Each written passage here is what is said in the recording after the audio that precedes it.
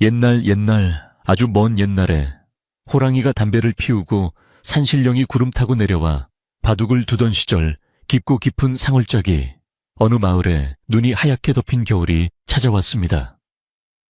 이 마을은 사방이 높은 산으로 둘러싸여 있어서 겨울이 되면 해가 일찍 떨어지고 바람이 매섭게 불어와 사람들의 발길이 뚝 끊기곤 하는 외진 곳이었습니다. 마을 어귀에 들어서면 가장 먼저 보이는 것은 앙상한 가지를 드러낸 채 하늘을 향해 뻗어 있는 거대한 느티나무였는데 그 나무 아래에는 언제나 하얀 눈이 소복하게 쌓여 있어 마치 마을을 지키는 수호신처럼 보였습니다. 마을 사람들은 겨울이 오면 두꺼운 속옷을 껴입고 방문을 꼭 닫아건 차게 따뜻한 아랫목에서 군고구마를 까먹으며 긴 겨울밤을 보내곤 했습니다. 바람이 불 때마다 문풍지가 파르르 떨리는 소리만이 고요한 마을의 정막을 깨우곤 했던 그런 평화롭고도 쓸쓸한 겨울날의 풍경이었습니다. 이 마을의 가장 끄트머리 산비탈이 시작되는 곳에는 다 쓰러져가는 초가집 한 채가 위태롭게 서 있었는데 그곳에는 칠성이라는 이름을 가진 나무꾼 총각이 홀로 살고 있었습니다. 칠성이는 덩치가 남산만하고 힘이 장사였지만 마음씨가 너무나 곱고 순박하여 마을 사람들로부터 바보 칠성이라고 불리곤 했습니다. 그는 남들이 싫어하는 굳은 일을 도맡아 하고도 품삯을 제대로 받지 못하거나 배고픈 산짐승을 보면 자신이 싸운 주먹밥을 던져주고 빈손으로 내려오기 일쑤였기에 붙여진 별명이었습니다. 하지만 칠성이는 누가 자기를 바보라고 놀려도 허허실실 웃기만 할 뿐 한 번도 화를 내거나 얼굴을 붉히는 법이 없었습니다. 그의 눈은 맑은 산샘물처럼 투명했고 그 투박한 손은 거칠기 짝이 없었지만 그 안에 담긴 마음은 누구보다 따뜻하고 깊었습니다. 칠성이는 매일 새벽달기 울기도 전에 일어나 지게를 지고 산으로 향했는데 그의 지게 위에는 언제나 땔감으로 쓸 나무가 산더미처럼 쌓여 있었습니다. 눈이 무릎까지 차오르는 추운 겨울날에도 그는 하루도 거르지 않고 산을 올랐고 꽁꽁 얼어붙은 나무를 도끼로 찍어 내리는 소리가 메아리 쳐온 산을 울리곤 했습니다. 마을 사람들은 칠성이가 지나갈 때면 어이구 저 미련한 곰 같은 녀석 이 추운 날 또 산에 가네 그려 하고 혀를 차곤 했지만 정작 칠성이가 해다주는 땔감이 없으면 겨울을 날 수 없는 집이 한둘이 아니었습니다. 그는 가난한 노인이 사는 집 앞에는 몰래 장작을 부려놓고 도망치듯 사라지기도 했고 무거운 짐을 이고 가는 아주머니를 보면 말없이 짐을 받아 지게에 올려주기도 하는 참으로 속 깊은 청년이었습니다. 어느 날 유난히 찬바람이 불어와 뼈마디가 시리던 오후였는데 칠성이는 산에서 내려오다 마을 한가운데 흐르는 가을개서 발걸음을 멈추게 되었습니다. 꽁꽁 얼어붙은 가을물의 얼음을 깨고 그 차가운 물에 맨손을 담가 빨래를 하고 있는 한 여인을 보았기 때문입니다. 그녀는 마을에서 제일 가는 부자이자 콧대 높기로 소문난 박주사 댁의 며느리인 연화였습니다. 연화는 본래 곱고 아름다운 얼굴을 가졌으나 남편을 일찍 여의고 과부가 된 후로는 얼굴에 핏기가 하나도 없이 창백해져 마치 금방이라도 쓰러질 것 같은 모습이었습니다. 칠성이는 나무 뒤에 몸을 숨기고 그녀가 빨래하는 모습을 지켜보았는데 그녀의 손은 얼음장 같은 물 때문에 붉다 못해 검푸르게 변해 있었고 얇은 저고리 하나만 걸친 어깨는 쉴 새 없이 떨리고 있었습니다. 박주사 댁은 마을에서 기와집이 으리으리하기로 유명했지만 그 집 담장 안에서 들려오는 소문은 흉흉하기 짝이 없었습니다. 욕심 많은 박주사는 며느리가 들어온 뒤 아들이 시름시름 앓다 죽자 모든 불행이 며느리 탓이라며 그녀를 눈엣 가시처럼 여겼습니다. 마을 사람들은 박주사가 며느리를 종부리듯 부려먹고 한겨울에도 불을 떼지 않은 냉방에서 재운다는 이야기를 쉬쉬하며 주고받곤 했습니다. 칠성이는 그런 소문을 들을 때마다 가슴 한구석이 꽉 막힌 듯 답답함을 느꼈지만 천한 신분의 나무꾼인 자신이 감히 양반집 일에 끼어들 수 없어 그저 멀리서 안타까워할 뿐이었습니다. 지금 눈앞에서 벌어지는 광경 역시 칠성이의 마음을 후벼 파듯 아프게 만들었는데 연화가 방망이질을 할 때마다 들리는 둔탁한 소리가 마치 그녀의 울음소리처럼 들려왔기 때문입니다. 연화는 시린 손을 호호 불어가며 겹겹이 쌓인 빨래를 문지르고 있었는데 그녀의 눈께는 맺히다만 눈물이 얼어붙어 반짝이고 있었습니다. 그녀는 남편이 살아있을 적에는 사랑받는 아내였으나 이제는 집안의 꾸준히를 도맡아 하는 천덕꾸러기 신세가 되어버렸습니다. 시아버지인 박주사는 그녀에게 밥도 제대로 주지 않고 일을 시켰으며 혹여라도 그녀가 힘든 기색을 보이면 남편 잡아먹은 년이 밥값이 아까운 줄도 모른다 며 모진 소리를 퍼붓곤 했습니다. 연화는 차가운 가을물에 손을 담그며 차라리 이대로 얼어 죽는 것이 낫지 않을까 하는 모진 생각마저 들었지만 고향에 계신 늙은 부모님을 생각하며 입술을 꽉 깨물고 버티고 있었습니다. 그녀의 가냘픈 손목은 앙상하게 말라 있었고 젖은 치맛자락이 얼어붙어 걸을 때마다 사그락거리는 소리를 내고 있었습니다. 칠성이는 쥐고 있던 지게 작대기를 꽉 움켜쥐었는데 당장이라도 달려가 그녀의 젖은 손을 잡아주고 싶은 마음이 굴뚝 같았지만 차마 발이 떨어지지 않았습니다. 그는 자신이 가진 것이라곤 낡은 지게와 도끼 한 자루, 그리고 비바람을 겨우 피할 수 있는 초가지뿐이라는 사실이 그 어느 때보다 원망스러웠습니다. 만약 자신이 부자였더라면, 아니 적어도 평범한 농사꾼이라도 되었더라면 그녀에게 따뜻한 물 한 그릇이라도 떠다 줄 수 있지 않았을까 하는 생각이 머릿속을 맴돌았습니다. 칠성이는 자신의 처지를 한탄하며 긴 한숨을 내쉬었는데 그 입김이 하얗게 피어올라 공중으로 흩어졌습니다. 그는 결국 아무것도 하지 못한 채 그저 그녀가 빨래를 마칠 때까지 나무 뒤에서 하염없이 기다리는 것밖에는 할 수 있는 일이 없었습니다. 시간이 얼마나 흘렀을까? 해가 서산으로 뉘엿뉘엿 넘어가며 온 세상을 붉게 물들일 때쯤 연화는 힘겹게 빨래, 바구니를 머리에 이고 일어섰습니다. 물을 먹어 무거워진 빨래 바구니가 그녀의 가녀린 목을 짓누르는 듯 보였고 그녀는 비틀거리며 몇 번이나 중심을 잃을 뻔했습니다. 칠성이는 저도 모르게 아이고 하며 작은 소리를 내뱉었으나 다행히 연화는 그 소리를 듣지 못한 채 무거운 발걸음을 옮겼습니다. 그녀가 사라진 길 위에는 젖은 물방울들이 떨어져 얼음꽃처럼 박혀 있었고 칠성이는 그녀가 남기고 간 흔적을 멍하니 바라보다가 뒤늦게 자신의 짐을 챙겨 집으로 향했습니다. 돌아가는 길 내내 그의 머릿속에는 연화의 빨갛게 언손과 슬픈 눈동자가 떠나지 않아 발걸음이 청은망은 무거웠습니다. 칠성이의 집은 마을에서 조금 떨어진 산비탈에 있어 밤이 되면 칠흑 같은 어둠에 휩싸이곤 했는데 오늘따라 그 어둠이 더욱 춥고 쓸쓸하게 느껴졌습니다. 그는 아궁이에 불을 지피며 마른 장작을 밀어 넣었는데 타닥타닥 타오르는 불꽃을 보면서도 온기를 느낄 수 없었습니다. 칠성이는 솥에 물을 붓고 보리쌀을 한 줌 씻어 넣으며 혼자 중얼거렸습니다. 저리 고운 사람이 어찌 저런 고생을 할꼬 하늘도 무심하시지. 그의 목소리는 텅 빈 방 안을 맴돌다 사그라졌고 그는 무릎을 세우고 앉아 불멍을 때리며 깊은 생각에 잠겼습니다. 그는 비록 배움이 없고 가진 것 없는 나무꾼이었지만 사람의 도리가 무엇인지 무엇이 옳고 그른지는 본능적으로 알고 있는 사람이었습니다.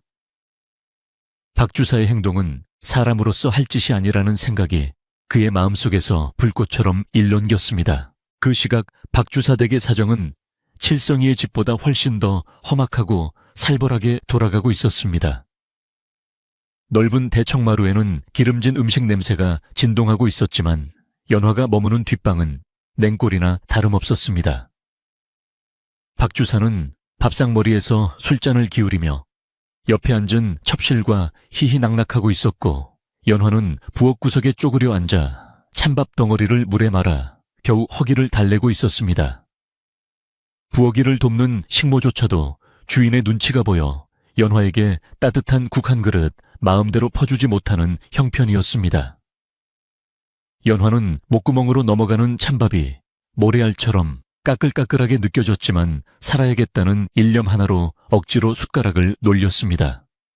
그녀의 귓게는 시아버지가 술김에 내뱉는 재수 없는 년 빨리 나가 죽어라 하는 고함이 환청처럼 들려와 가슴을 난도질했습니다. 밤이 깊어지자 산바람이 더욱 거세져 초가집의 지붕을 뜯어갈 듯이 휘몰아쳤고 칠성이는 잠을 이루지 못한 채 뒤척였습니다. 그는 눈을 감으면 자꾸만 연화가 눈 덮인 산길을 헤매다 쓰러지는 모습이 아른거려 벌떡 일어나 앉기를 반복했습니다. 그는 자릿기로 떠놓은 물을 한 모금 마시며 타는 목을 죽였지만 마음속의 불안함은 좀처럼 가라앉지 않았습니다. 칠성이는 문을 조금 열고 밖을 내다보았는데 하늘에는 별 하나 보이지 않고 먹구름이 잔뜩 끼어 있어 금방이라도 큰 눈이 쏟아질 것만 같았습니다. 내일은 날이 더 추워질 텐데 그 사람은 무사할까? 칠성이는 혼잣말을 하며 다시 이불을 머리 끝까지 뒤집었었지만 그의 귀는 바람 소리에 섞여 들려올지도 모르는 누군가의 비명에 곤두서 있었습니다. 칠성이가 뜬 눈으로 밤을 지새우는 동안 마을 사람들도 하나둘 잠자리에 들었지만 그들 역시 박주사 댁의 횡포에 대해 수군거리는 것을 멈추지 않았습니다. 마을 우물터나 사랑방에 모인 사람들은 박주사가 제 며느리를 잡으려고 작정을 했다더라. 어제는 그 추운 날씨에 빨래를 시켰다지 뭔가 하며 혀를 찼습니다. 하지만 그 누구도 박주사의 위세에 눌려 대놓고 항의하거나 연화를 도와주려고 나서는 사람은 없었습니다. 박주사는 관아의 관리들과도 줄이 닿아 있어 마을에서 무소불위의 권력을 휘두르고 있었기 때문입니다. 사람들의 동정심은 그저 말뿐인 위로에 불과했고 연화는 그 거대한 기와집이라는 감옥 안에서 철저하게 고립되어 있었습니다. 칠성이는 이런 마을 분위기 속에서 유일하게 그녀의 고통을 자신의 고통처럼 느끼는 사람이었습니다. 다음 날 아침 예상대로 하늘에서는 한방눈이 펑펑 쏟아져 온 세상을 하얗게 덮어버렸습니다. 눈은 발목을 넘어 종아리까지 차올랐고 길이란 길은 모두 지워져 어디가 눈이고 어디가 밭인지 구분할 수 없을 지경이었습니다. 칠성이는 눈을 치울 생각도 하지 못한 채 멍하니 마루에 앉아 내리는 눈을 바라보고 있었습니다. 오늘은 산에 나무를 하러 갈 수 없을 만큼 눈이 많이 왔기에 집에 머물러야 했지만 그의 마음은 이미 마을 아래 박주사댁 담장 너머를 서성이고 있었습니다. 그는 주섬주섬 옷을 챙겨 입고 털모자를 푹 눌러 쓴 뒤 아무런 목적도 없는 사람처럼 마을을 향해 어슬렁어슬렁 걸어 내려갔습니다. 그의 발자국이 눈 위에 깊게 패며 길을 만들었고 그 길은 마치 운명의 끈처럼 박주사댁을 향해 이어지고 있었습니다. 마을 어귀에 도착한 칠성이는 박주사댁 근처를 배회하며 담장 안의 동태를 살폈는데 높은 담장 너머로는 아무런 인기척도 느껴지지 않았습니다. 대문은 굳게 닫혀 있었고 굴뚝에서는 연기가 피어오르고 있었지만 그 연기조차도 차갑게 느껴졌습니다. 칠성이는 담장 밑에 쭈그리고 앉아 귀를 기울였는데 간간히 하인들이 고함을 치는 소리나 그릇 깨지는 소리가 들려올 뿐 연화의 목소리는 들리지 않았습니다. 그는 자신이 지금 무슨 짓을 하고 있는지 스스로도 알 수 없었지만 그저 그녀가 살아있는지 무사한지 확인하고 싶은 마음뿐이었습니다. 지나가던 동네 개 한 마리가 칠성이를 보고 지저댔지만 그는 개를 쫓을 생각도 하지 않고 그 자리에 망부석처럼 앉아 있었습니다. 그때 대문 옆 쪽문이 삐거덕 열리며 늙은 하녀 한 명이 쓰레기를 버리러 나왔다가 칠성이를 발견하고 깜짝 놀랐습니다. 아니, 칠성이 자네 아닌가? 이 추운 날 여기서 뭐 하고 있나? 하녀는 의아한 눈빛으로 그를 쳐다보았고 칠성이는 당황하여 얼굴이 홍당무처럼 붉어졌습니다. 아, 그게 지나가다가 다리가 아파서 잠시 쉬고 있었습니다요. 칠성이는 말도 안 되는 변명을 늘어놓으며 황급히 자리에서 일어났습니다. 하녀는 혀를 차며 쯧쯧쯧 바보가 얼어 죽으려고 작정을 했구먼. 어서 집에 가서 아랫목에나 누워있게. 하고는 쓰레기를 휙 버리고 다시 안으로 들어가 버렸습니다.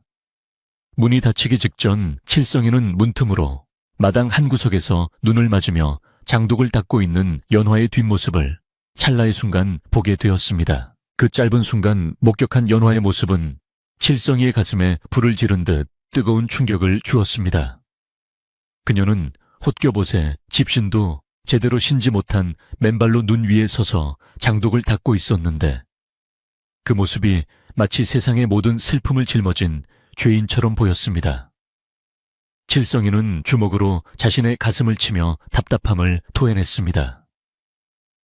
어찌 사람이 사람에게 저럴 수 있단 말인가.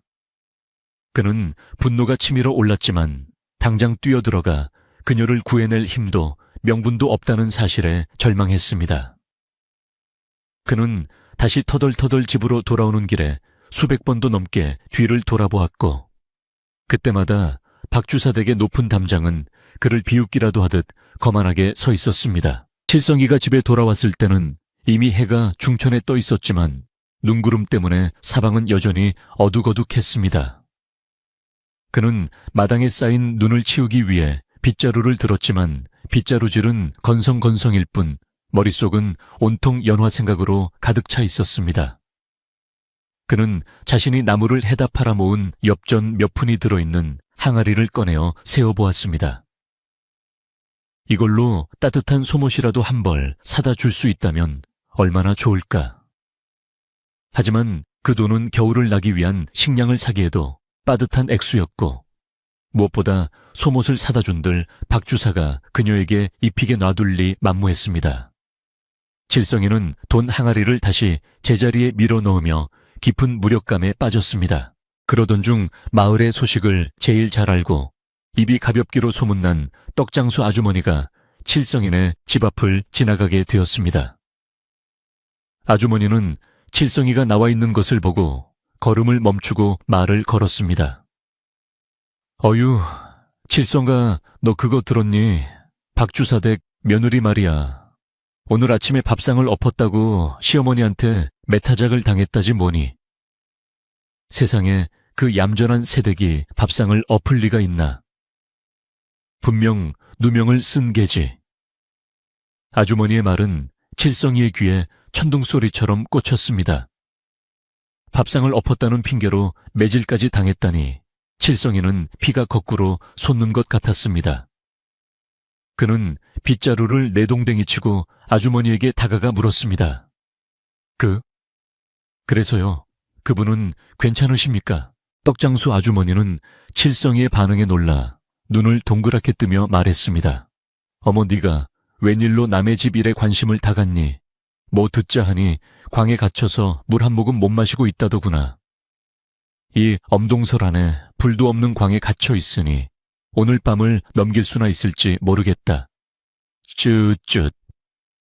아주머니는 혀를 차며 다시 길을 재촉했지만 칠성이는 그 자리에 못 박힌 듯 서서 움직일 수 없었습니다. 광이라니 그 춥고 어두운 곳에 갇혀 있다니. 칠성이는 상상만으로도 온몸이 떨려왔습니다.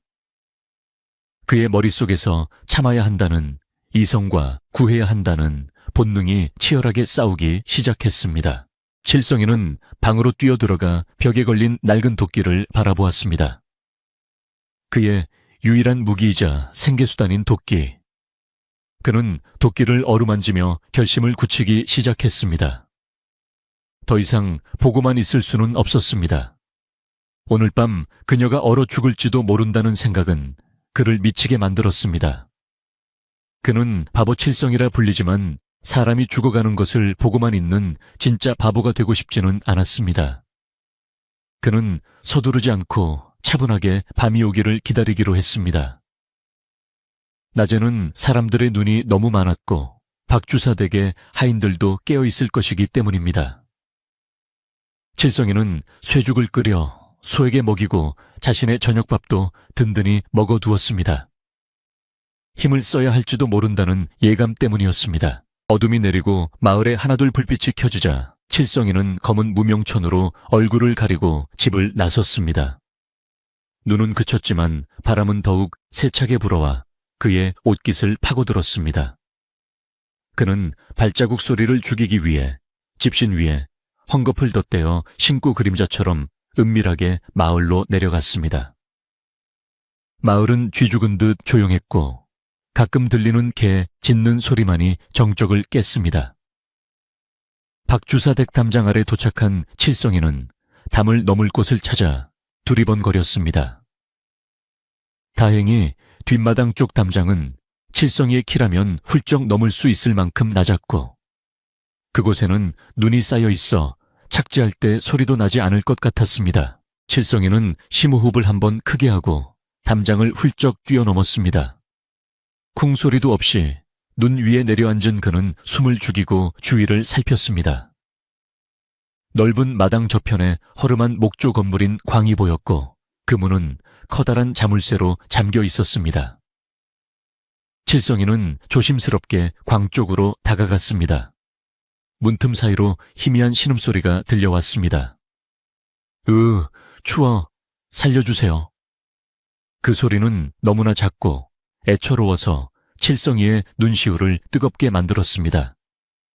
그는 주위를 경계하며 자물쇠를 만져보았지만 쇠로 된 자물쇠는 맨손으로 부술 수 없을 만큼 단단했습니다.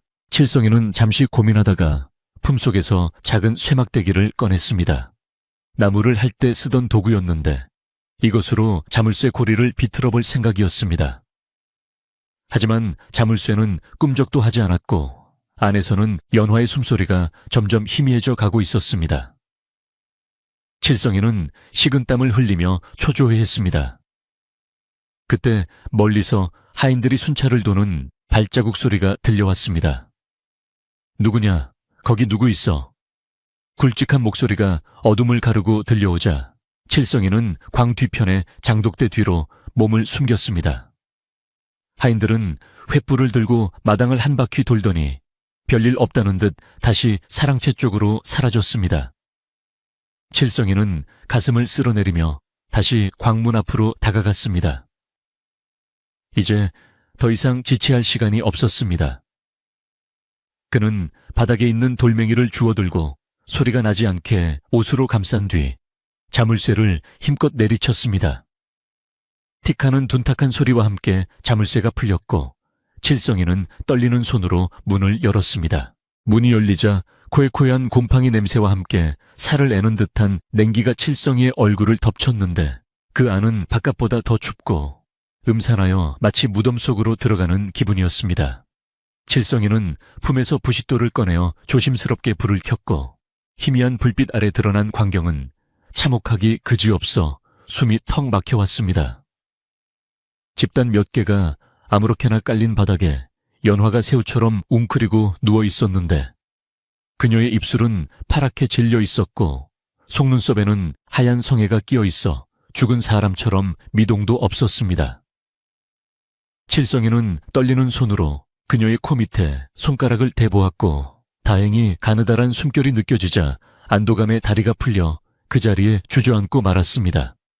그는 황급히 자신이 입고 있던 두꺼운 무명 겉옷을 벗어 그녀의 어깨에 덮어주며 얼어붙은 그녀의 손을 자신의 크고 투박한 두 손으로 감싸주고 입김을 불어넣기 시작했습니다. 연화는 따뜻한 온기가 전해지자 천천히 눈을 떴으나 눈앞에 있는 거대한 그림자가 누구인지 분간하지 못하고 그저 두려움에 몸을 떨 뿐이었습니다.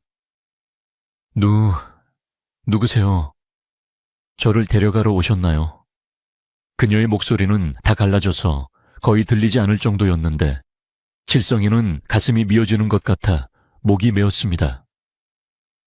쉿, 놀라지 마십시오. 저는 아랫마을 사는 나무꾼 칠성입니다. 이대로 두면 얼어 죽을 것 같아 잠시 들렀습니다. 칠성이는 최대한 부드러운 목소리로 말하며 품에 숨겨온 따뜻한 찐 감자 두 알을 꺼내 그녀의 손에 쥐어주었습니다. 연화는 이것이 꿈인지 생시인지 분간할 수 없었지만 손안에 전해지는 따뜻한 감자의 온기에 저도 모르게 눈물을 주르륵 흘렸습니다. 그것은 칠성이가 저녁도 굶어가며 아궁이 잔불에 정성스레 구워온 그의 마음 그 자체였습니다. 하지만 두 사람에게 허락된 시간은 그리 길지 않았으니 마당 저편에서 다시금 개가 짖는 소리와 함께 사람들의 웅성거리는 소리가 들려왔기 때문입니다. 칠성이는 마음 같아서는 당장이라도 그녀를 업고 이 지옥 같은 곳을 빠져나가고 싶었지만 지금 움직였다가는 금방 들킬 것이 뻔했고 그러면 연화의 입장이 더욱 난처해질 것이 분명했습니다. 부디 살아만 계십시오. 제가 반드시 다시 올 것입니다. 그때까지만 제발 버텨주십시오. 칠성이는 간곡하게 당부하며 아쉬운 발걸음을 돌려야만 했습니다. 그는 다시 자물쇠를 원래대로 걸어놓으려 했으나 이미 부서진 자물쇠는 재구시를 할 수 없었기에 겉보기에만 잠겨있는 것처럼 보이게 해놓고 어둠 속으로 사라졌습니다.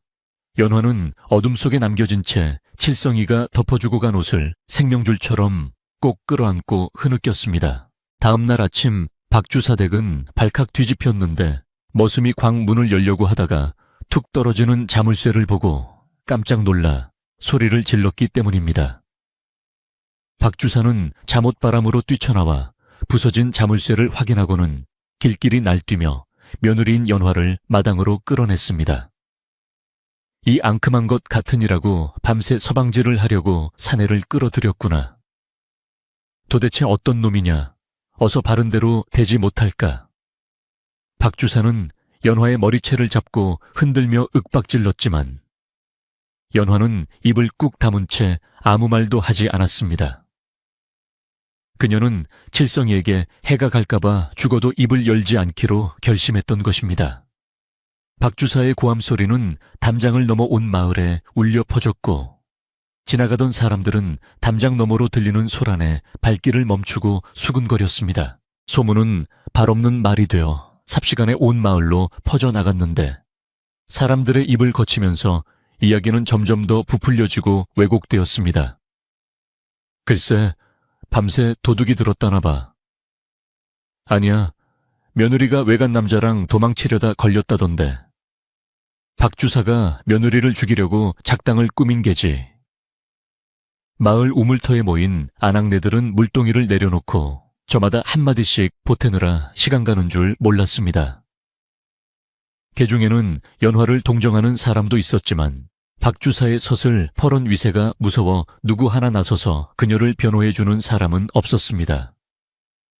마을 분위기는 마치 폭풍 전야처럼 뒤숭숭해졌고 사람들은 박주사 댁 쪽을 쳐다보며 뭔가 불길한 일이 일어날 것만 같다고 입을 모았습니다. 칠성이는 산에서 나무를 하다가 이 소식을 전해 듣고는 도끼자루를 부러뜨릴 듯 꽉 움켜쥐었는데 분노로 인해 온몸의 피가 끓어오르는 것 같았습니다. 자신이 간밤에 한 행동이 오히려 그녀를 더 큰 공영에 빠뜨린 것만 같아 죄책감이 밀려왔습니다. 그는 나무를 하는 둥 마는 둥 하고 산을 내려와 마을 어귀에 있는 주막으로 향했는데 그곳에서 박주사의 하인들이 술을 마시며 떠드는 소리를 듣게 되었습니다. 아이고, 우리 영감마님 성질 좀 보게. 그 새댁을 이 추운 날씨에 호톱만 입혀서 마당 한가운데 무릎을 꿇려놨지 뭔가. 오늘 밤을 넘기면 그게 사람 목숨이 아니지. 하인들은 킬킬거리며 안주를 집어먹었고 칠성이는 그들의 상을 엎어버리고 싶은 충동을 억누르느라 입술을 깨물어 피가 날 지경이었습니다. 그때 주막 구석에 앉아있던 달래 할머니가 칠성이에게 조용히 손짓을 했는데 그녀는 마을에서 가장 오래 산 노인이자 지혜롭기로 소문난 분이었습니다. 칠성이가 다가가자 할머니는 그의 붉게 충혈된 눈을 빤히 들여다보며 낮은 목소리로 말했습니다. 칠성아 내놈 눈에 도깨비 불이 일렁이는구나. 무슨 짓을 꾸미고 있는 개냐.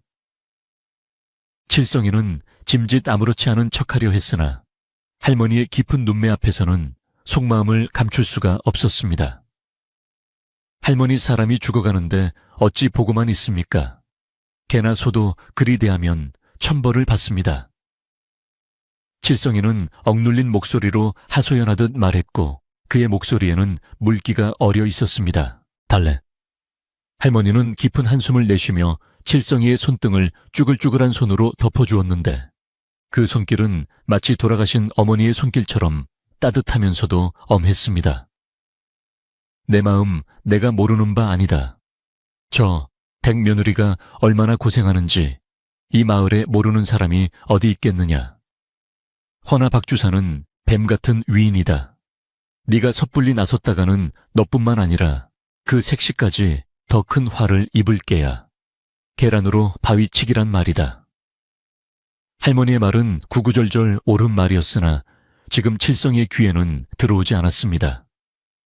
그는 바위를 깨트릴 수 없다면 자신이 깨져서라도 그 바위에 흠집이라도 내고 싶은 심정이었습니다. 할머니 계란이 깨져서 바위가 더러워지기라도 한다면 저는 그것으로 족합니다.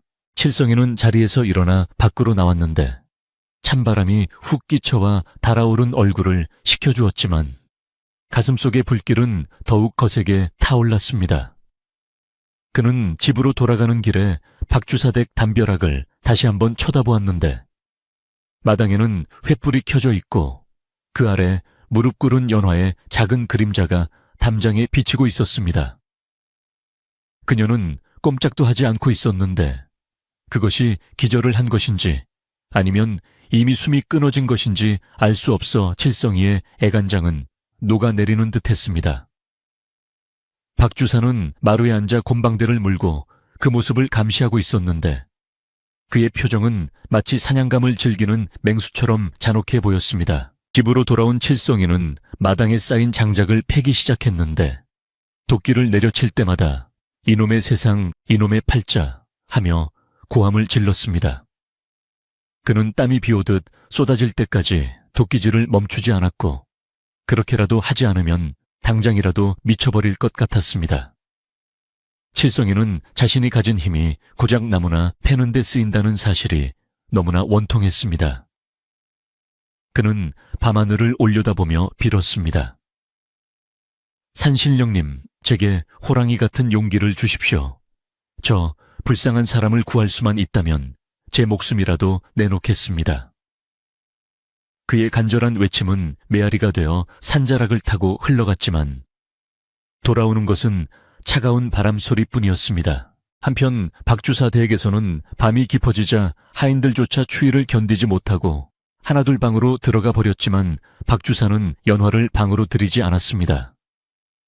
그는 오히려 내 죄를 뉘우칠 때까지 거기서 한 발자국도 움직이지 말라며 엄포를 놓고는 자신도 따뜻한 방으로 들어가 버렸습니다. 마당에는 오직 연화 혼자만이 남겨졌는데 그녀의 의식은 점점 흐릿해져 가고 있었습니다.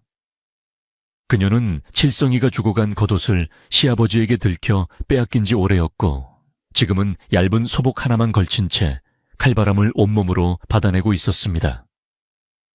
그녀는 몽롱한 의식 속에서 고향에 계신 부모님의 얼굴과 지난밤 따뜻한 손길로 자신을 감싸주던 칠성의 얼굴을 번갈아 떠올리며 작별 인사를 고하고 있었습니다. 다음날 새벽 칠성이는 뜬 눈으로 밤을 지새우고 동이 트자마자 마을로 내려갔는데 마을 분위기가 심상치 않았습니다. 사람들이 삼삼오오 모여 웅성거리고 있었고 그들의 표정은 겁에 질린 듯했습니다. 글쎄, 박주사가 며느리를 광에서 꺼내 뒷산 입구나무에 묶어놨다지 뭔가. 뭐라고 이 엄동설 안에 산 입구에다. 그건 짐승밥이 되라는 소리 아닌가. 칠성이는 그 말을 듣는 순간 눈앞이 캄캄해지며 세상이 빙글 도는 것 같았습니다. 박주사는 단순히 벌을 주는 것을 넘어 이제는 아예 연화를 없애버리기로 작정한 것이 분명했습니다. 산 짐승들이 내려오는 길목에 사람을 묶어둔다는 것은 살인이나 다름없는 짓이었습니다. 칠성이는 더 이상 망설일 이유가 없다는 것을 깨달았습니다. 이제는 눈치를 보고 자시고 할 상황이 아니었습니다. 그는 집으로 달려가 낡은 지게 대신 가장 튼튼한 도끼를 허리춤에 차고 며칠 동안 모아둔 마른 쑥 뭉치와 부싯돌을 챙겼습니다.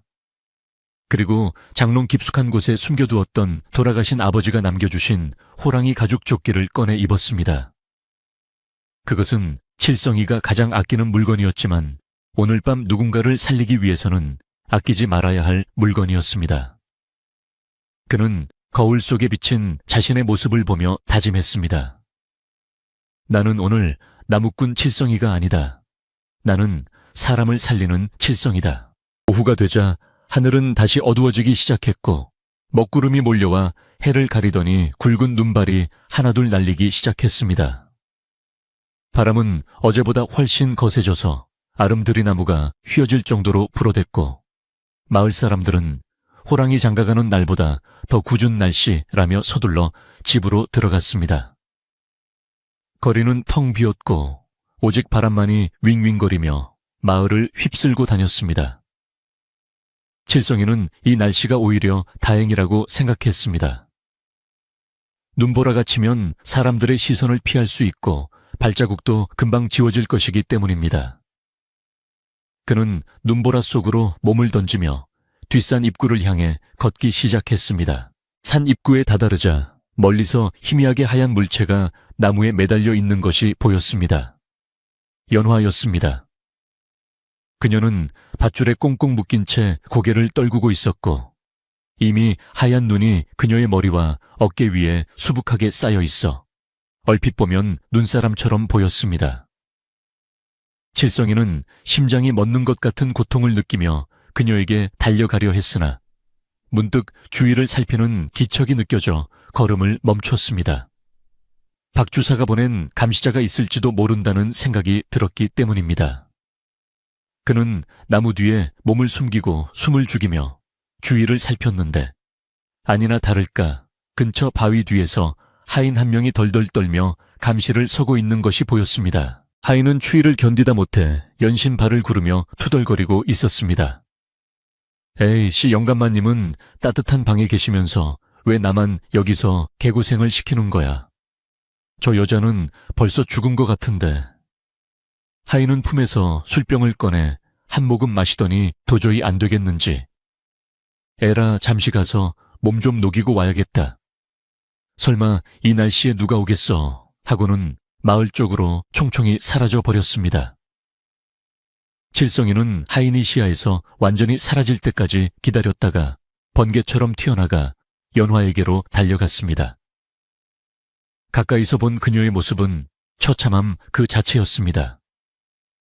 입술은 보라색으로 변해 있었고 묶인 손목은 밧줄에 쓸려 피가 배어나와 붉게 얼어 있었습니다. 아씨, 정신 차리십시오. 제가 왔습니다. 칠성이는 울부짖으며 도끼로 밧줄을 끊어내려 했으나 밧줄이 꽁꽁 얼어붙어 쉽게 끊어지지 않았습니다. 그는 장갑을 벗어 던지고 맨손으로 밧줄을 잡아당기며 도끼질을 해댔고 마침내 밧줄이 툭 끊어지자 연화의 몸이 힘없이 앞으로 쏟아졌습니다. 칠성이는 그녀를 받아 안았는데 그녀의 몸은 마치 얼음 덩어리처럼 차가웠고 심장 소리조차 들리지 않는 것 같았습니다. 안 됩니다. 이리 가시면 안 됩니다. 칠성이는 그녀를 품에 꽉 끌어안고 자신의 천을 나누려 애썼지만 거센 눈보라가 두 사람을 덮쳐와 시야를 가렸습니다. 그때 하늘에서 우르릉 쾅쾅 하는 천둥 소리가 울리며 눈보라가 폭풍으로 변하기 시작했습니다. 이것은 단순한 눈이 아니라 산신령이 놓아여 내리는 재앙과도 같은 눈보라였습니다.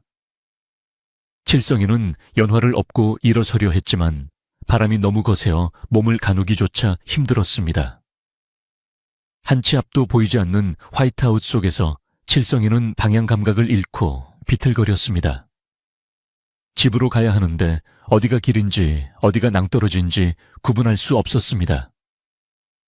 그는 오직 본능에 의지하여 발을 내디뎠지만 눈은 점점 더 깊이 쌓여 허벅지까지 차올랐습니다. 이대로 가다가는 두 사람 모두 눈 속에 파묻혀 죽을 수도 있는 절체절명의 위기였습니다. 칠성이는 이를 악물고 소리쳤습니다. 정신 똑바로 차려라. 칠성아, 내 등 뒤에 사람이 있다. 네가 쓰러지면 이 사람도 죽는다. 그는 자신을 채찍질하며 한 걸음 한 걸음 필사적으로 내디뎠습니다.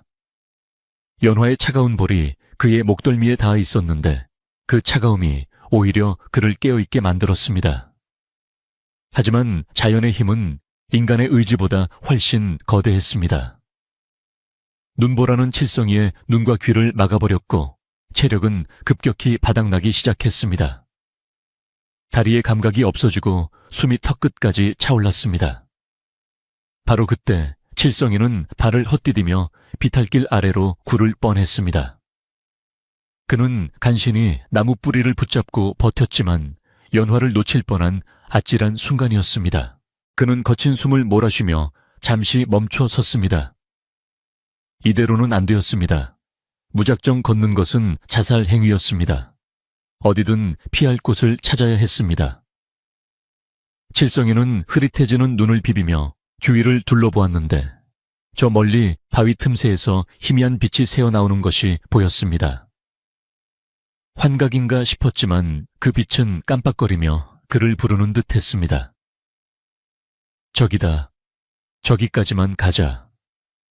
칠성이는 마지막 남은 힘을 짜내어 그 빛을 향해 기어가듯 움직였습니다. 눈보라는 마치 그들을 삼키려는 악마의 손길처럼 휘몰아쳤고 칠성이는 연화를 지키기 위해 등을 구부려 그녀를 감쌌습니다. 드디어 빛이 나오는 곳에 도착해보니 그곳은 사냥꾼들이 비상시에 쓰려고 만들어 놓은 작은 흘꿀이었습니다. 입구는 덤불로 가려져 있었지만 안에는 누군가 피워놓았던 숯불의 잔재가 남아 희미하게 빛나고 있었습니다. 칠성이는 연화를 안고 굴 안으로 굴러다시피 들어갔습니다. 밖의 굉음과 달리 굴 안은 고요했고 미약하나마 온기가 남아 있었습니다. 칠성이는 연화를 바닥에 눕히고 급히 입구를 덤불과 자신의 짐으로 막아 바람을 차단했습니다. 그리고 품에서 챙겨온 쑥 뭉치를 꺼내 남은 불씨에 대고 힘껏 입김을 불었습니다. 제발 불이 붙기를, 제발 신이 우리를 버리지 않기를. 그의 간절함이 닿았는지 불씨가 화르륵 타오르며 쑥에 옮겨 붙었고 좁은 굴 안이 환해지며 따뜻한 기운이 돌기 시작했습니다. 칠성이는 연화의 젖은 겉옷을 벗기고 자신의 마른 조끼와 겉옷으로 그녀를 감쌌습니다. 그리고 그녀의 손발을 주무르며 끊임없이 말을 걸었습니다. A씨, 이제 살았습니다. 여긴 안전합니다. 제발 눈을 뜨십시오. 하지만 연화는 여전히 깊은 잠에 빠진 듯 깨어나지 않았습니다. 칠성이는 그녀의 창백한 얼굴을 바라보며 그녀가 겪었을 고통을 생각하니 눈물이 앞을 가렸습니다. 그는 맹세했습니다. 만약 그녀가 깨어난다면 다시는 그녀를 그 지옥 같은 곳으로 돌려보내지 않겠노라고. 무슨 일이 있어도 설령 세상 모든 사람들과 맞서 싸워야 한다 할지라도 그녀를 지키겠노라고 다짐했습니다. 밖에서는 눈보라가 짐승의 울음소리처럼 울부짖고 있었지만 칠성이는 굴 입구를 막고 앉아 뜬 눈으로 밤을 지키는 수호신이 되었습니다. 눈보라가 밤새도록 산을 집어삼킬 듯이 울부짖더니 새벽이 되자 거짓말처럼 바람이 잦아들고 세상은 고요한 정적 속에 잠겼습니다. 동굴 입구를 막아두었던 덤불 사이로 희미한 아침 햇살이 스며들어 칠흑 같던 어둠을 밀어내기 시작했는데 칠성이는 뜬 눈으로 밤을 지새우며 연화의 숨소리에 귀를 기울이고 있었습니다. 다행히 그녀의 숨소리는 어제보다 한결 고르고 깊어져 있었고 차갑게 식어있던 손발에도 미약하나마 온기가 돌아오고 있었습니다. 칠성이는 안도의 한숨을 내쉬며 굳어버린 자신의 어깨를 주물렀는데 밤새 긴장했던 탓에 온몸이 몽둥이로 얻어맞은 듯 욱신거렸습니다. 그는 조심스럽게 덤불을 치우고 밖을 내다보았는데 온 세상이 은가루를 뿌려놓은 듯 눈부시게 빛나고 있었고 무릎까지 쌓인 눈은 아무도 밟지 않은 순백의 자태를 뽐내고 있었습니다. 칠성이는 지금이 기회라고 생각했는데 날이 완전히 밝아 사람들이 활동하기 전에 그녀를 자신의 집으로 옮겨야만 했기 때문입니다. 이곳은 임시 거처일 뿐 추위와 배고픔을 해결하기에는 턱없이 부족한 곳이었기에 따뜻한 아랫목과 먹을 것이 있는 집으로 가야만 그녀를 살릴 수 있었습니다. 칠성이는 잠들어 있는 연화를 조심스럽게 흔들어 깨웠는데 그녀는 힘겹게 눈을 뜨고 칠성이를 바라보며 몽롱한 표정을 지었습니다. A씨 날이 밝았습니다. 여기서 더 지체하면 위험합니다. 제 등에 업히십시오. 집으로 모시겠습니다.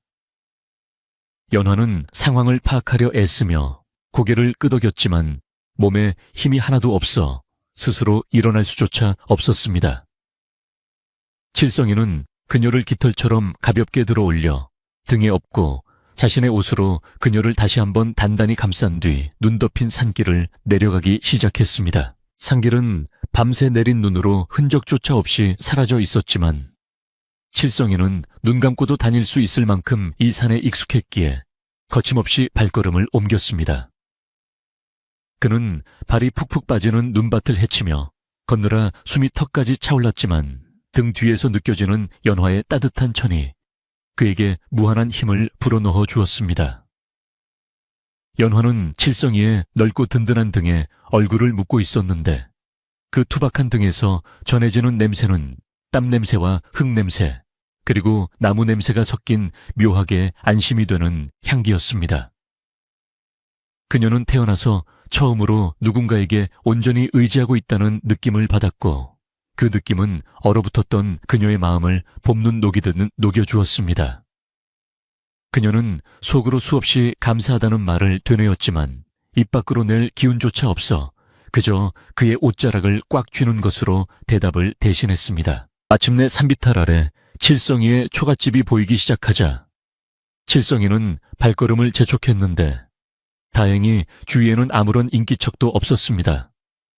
그는 재빨리 마당을 가로질러 방문을 열고 연화를 방 안으로 들여놓은 뒤 잽싸게 문을 닫아 걸었습니다.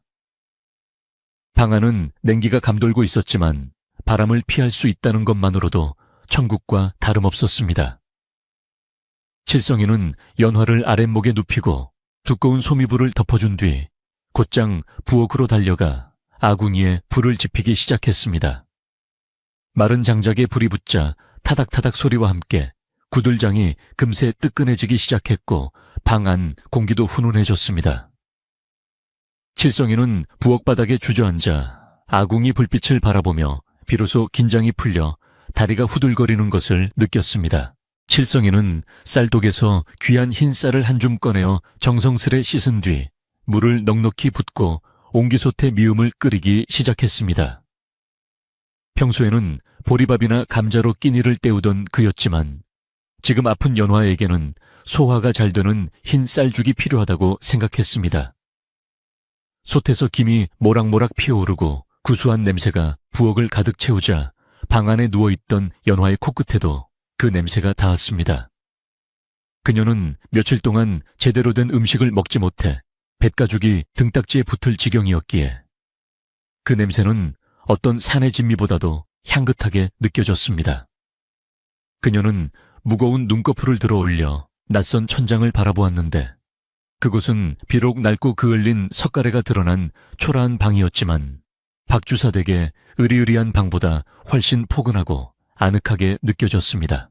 잠시 후 칠성이가 소반의 김이 모락모락 나는 미음 한 그릇과 맑은 물 한 사발을 받쳐들고 방으로 들어왔습니다.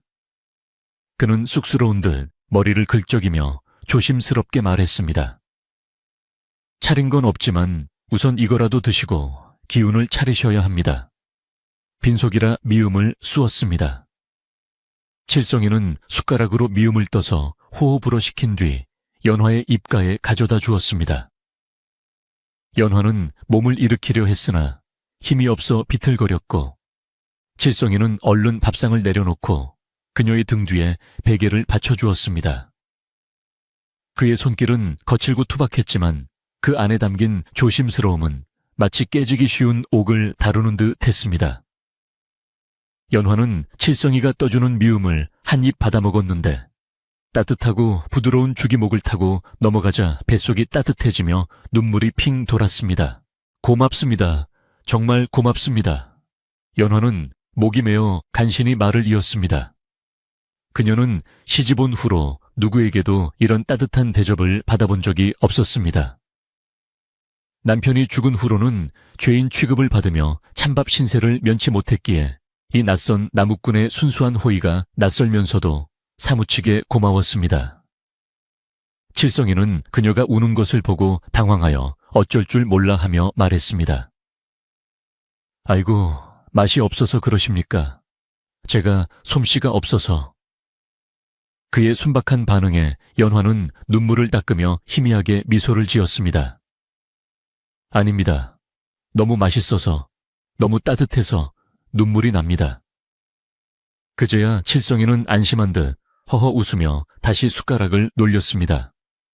방 안에는 두 사람의 숨소리와 숟가락 부딪히는 소리만이 조용히 울려 퍼졌습니다. 한편 해가 중천에 뜨도록 늦잠을 잔 박주사는 느긋하게 일어나 기지개를 켜며 마당으로 나왔습니다.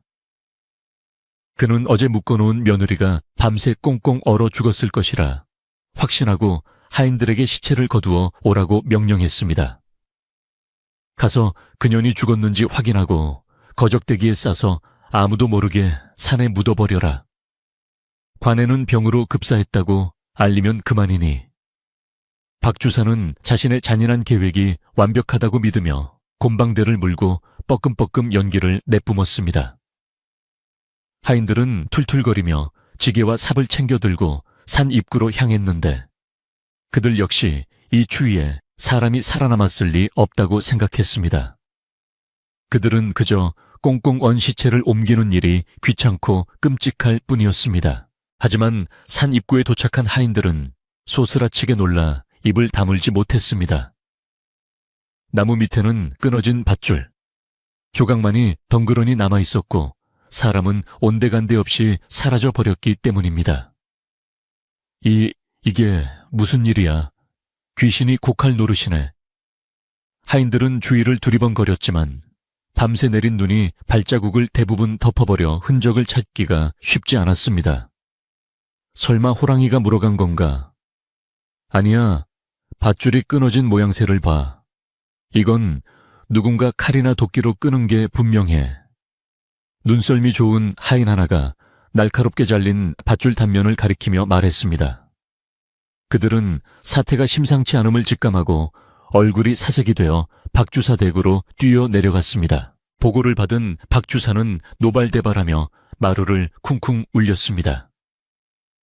뭐라고 사람이 사라져 누군가 밧줄을 끊고 데려갔단 말이냐. 박주사의 고함 소리에 기와장이 들썩거릴 정도였습니다. 그는 자신의 권위에 도전하는 자가 있다는 사실에 분노했고 며느리가 살아 돌아와 자신의 악행을 고발할까봐 두려움에 떨었습니다. 당장 마을을 뒤져라. 이 마을 놈들 중에 범인이 있다. 어제 그년 편을 들던 놈이 누구냐. 누구 짓인지 당장 잡아내. 박주사는 하인들을 모두 풀어 마을 곳곳을 수색하게 했고 특히 평소 며느리에게 동정적이었던 집들을 샅샅이 뒤지라고 명령했습니다. 마을은 순식간에 공포 분위기에 휩싸였고 사람들은 문을 걸어 잠그고 숨을 죽였습니다. 그 시각 칠성이의 집에서는 연화가 기운을 좀 차리고 벽에 기대어 앉아 있었습니다. 그녀는 창호지 문 너머로 들려오는 바람 소리에 깜짝깜짝 놀라며 불안해했습니다. 칠성님, 저 때문에 칠성님까지 화를 입으시면 어쩝니까? 저는 이제라도 나가서 관에 자수하겠습니다. 연화는 자신을 구해준 생명의 은인이 자신 때문에 공영에 처하는 것을 볼 수 없었습니다. 하지만 칠성이는 단호하게 고개를 저으며 그녀의 앞을 막아섰습니다. 그건 죽으러 가는 길입니다.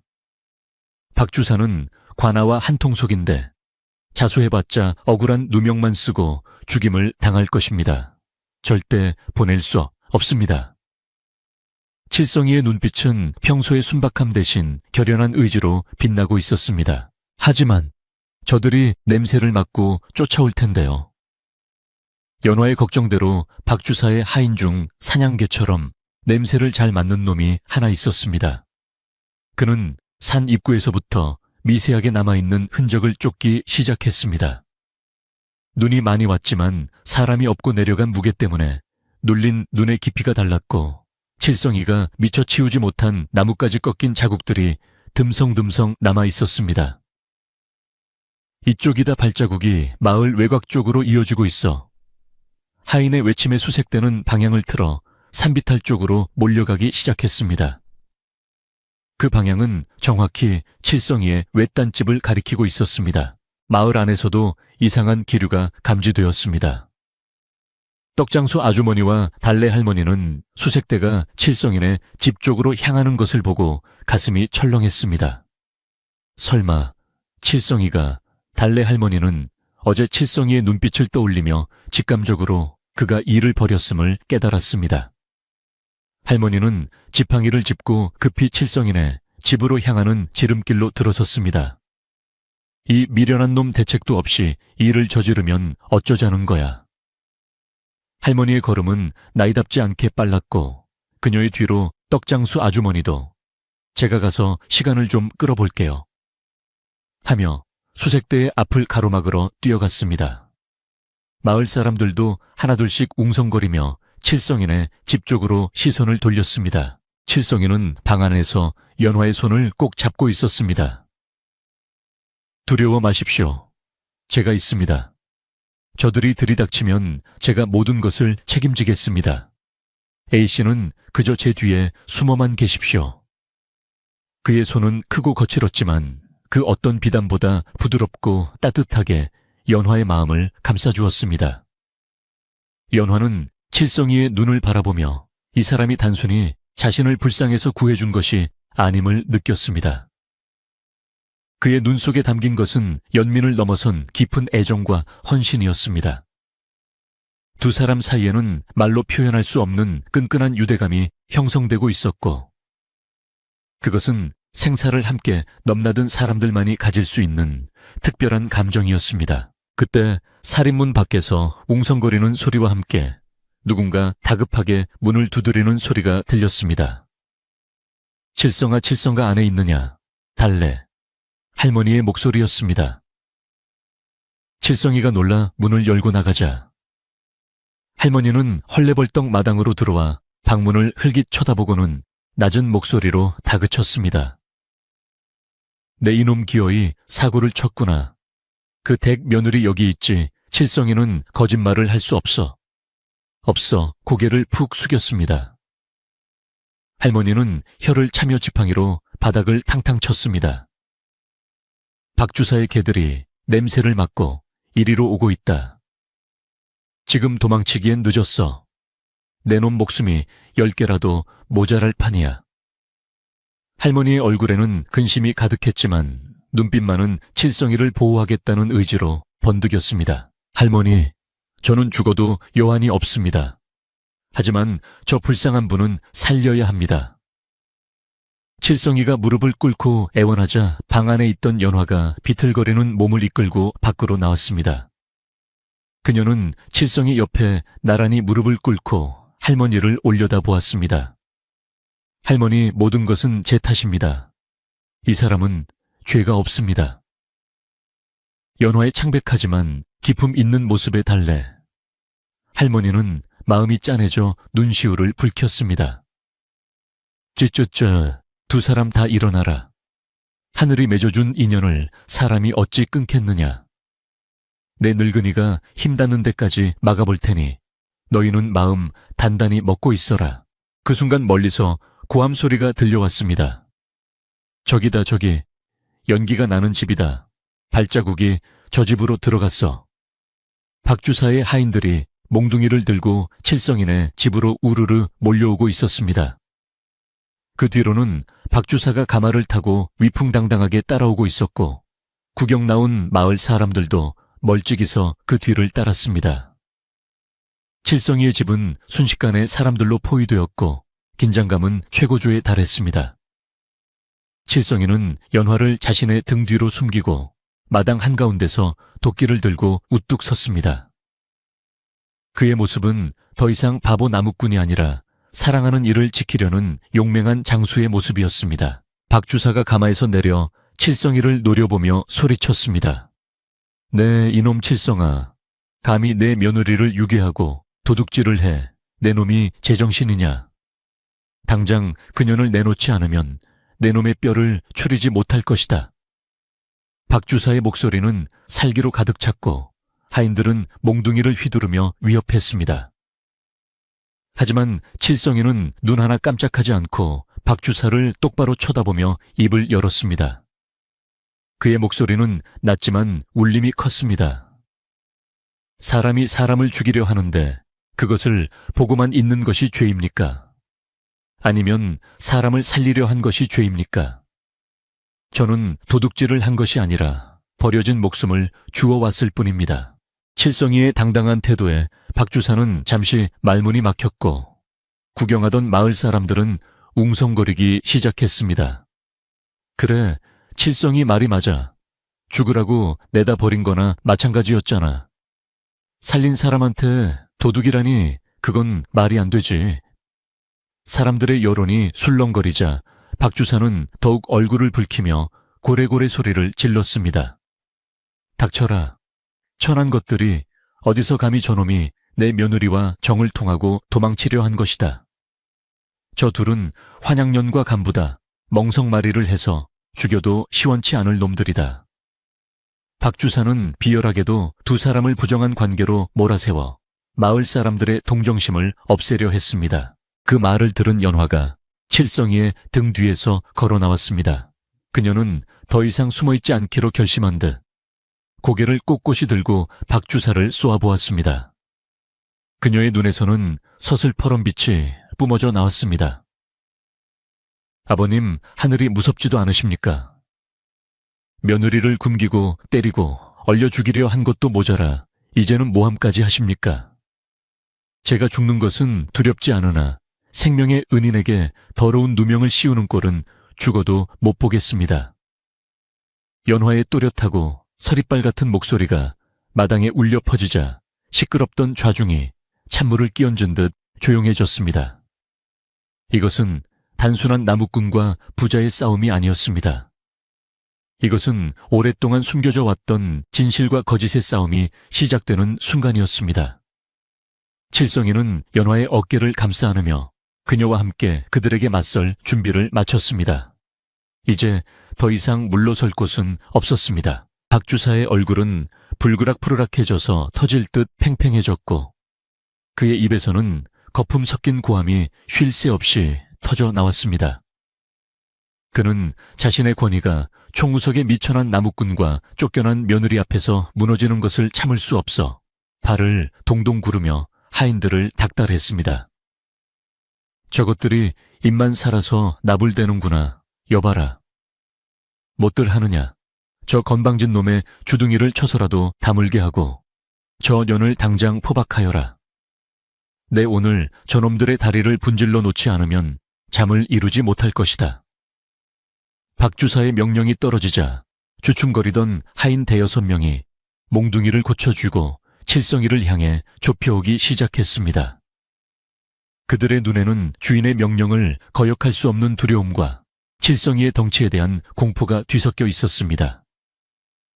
하지만 머릿수가 많다는 것을 믿고 에라 모르겠다 하는 심정으로 고함을 지르며 달려들 기세를 취했습니다. 칠성이는 좁혀오는 하인들을 보며 코웃음을 한번 치고는 손에 들고 있던 도끼를 공중으로 휙 돌려 옆에 있던 아름들이 통나무 장작을 향해 내리찍었습니다. 콰직하는 소리와 함께 두꺼운 통나무가 단번에 쩍 갈라지며 양옆으로 튀어나갔고 그 소리가 어찌나 크고 우렁차던지 달려들려던 하인들이 깜짝 놀라 뒷걸음질을 쳤습니다. 칠성이는 도끼를 장작에 박아둔 채 팔짱을 끼고 우뚝 서서 천둥 같은 목소리로 일갈했습니다. 내 이 도끼로 평생 나무만 찍어왔지만 사람을 해치는 짐승을 잡는 데 쓰지 말란 법은 없다. 누가 먼저 뼈가 부러지고 싶은지 덤벼보아라. 내 뒤에 있는 분 털끝 하나라도 건드렸다간 너희들 성한 몸으로 돌아가지 못할 줄 알아라. 칠성이의 기세는 산신령이 노한 듯 맹렬했고 그의 눈빛은 굶주린 호랑이처럼 형형하게 빛났습니다. 하인들은 칠성이의 기백에 눌려 감히 다가서지 못하고 쭈뼛거리며 박주사의 눈치만 살폈습니다. 그때 연화가 앞으로 나서며 걷어붙인 소매 아래로 드러난 팔을 사람들에게 내보였는데 그 팔은 차마 눈뜨고 볼 수 없을 만큼 참혹했습니다. 푸르딩딩한 멍 자국이 곳곳에 피어 있었고 밧줄에 묶였던 손목은 살가죽이 벗겨져 붉게 부어올라 있었습니다. 그녀는 치맛자락을 살짝 걷어 종아리에 난 회초리 자국과 동상으로 검게 변한 발가락까지 보여주었습니다. 보십시오, 이것이 시아버님이 말씀하시는 사랑의 매입니까? 아니면 며느리를 죽이려 한 증거입니까? 제가 부정을 저질렀다면 하늘이 저에게 벼락을 내리겠지만 저의 죄는 오직 하나 남편을 잃고도 모진 목숨을 부지하며 시집살이를 견딘 것뿐입니다. 연화의 목소리는 떨렸지만 그 속에 담긴 진실은 마당에 모인 모든 사람들의 가슴을 찔렀습니다. 구경하던 마을 사람들 사이에서 아이고 맙소사 하는 탄식과 함께 웅성거림이 파도처럼 번져나갔습니다.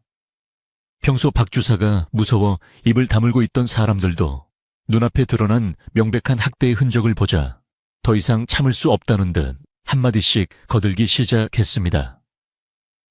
저게 사람의 몸뚱거리인가, 짐승도 저렇게는 안 때린다. 박 주사가 독하다 했지만 이 정도일 줄은 몰랐네. 저건 살인미수야, 살인미수. 아낙네들은 눈물을 훔치며 연화를 동정했고 남자들은 주먹을 불끈 쥐며 박주사를 노려보았습니다. 분위기가 칠성이와 연화 쪽으로 완전히 기울자 박주사는 당황하여 눈동자를 굴리며 헛기침을 해댔습니다. 이것들이 단체로 미쳤구나. 남의 집안일에 감놔라, 배놔라 하다니 너희들이 관아의 맛을 봐야 정신을 차리겠느냐. 그때 달래 할머니가 지팡이를 짚고 군중 속에서 걸어나와 박주사 앞으로 다가갔습니다. 할머니는 굽은 허리를 최대한 펴고 박주사를 똑바로 올려다보며 서리빨 같은 목소리로 꾸짖었습니다. 박주사 자네도 자식이 있는 아비로서 어찌 그리 뻔뻔할 수 있는가. 하늘이 무섭지 않은가. 자네 아들이 저승에서 이 꼴을 보고 뭐라 하겠나. 며느리도 남의 귀한 자식일진데 데려다가 종처럼 부려먹고 이제는 죽이려 들다니. 관아 그래, 관에 가보세. 내가 증인이 되어 자네가 저지른 짓을 낱낱이 고할 테니 어디 한번 끝까지 가보자고.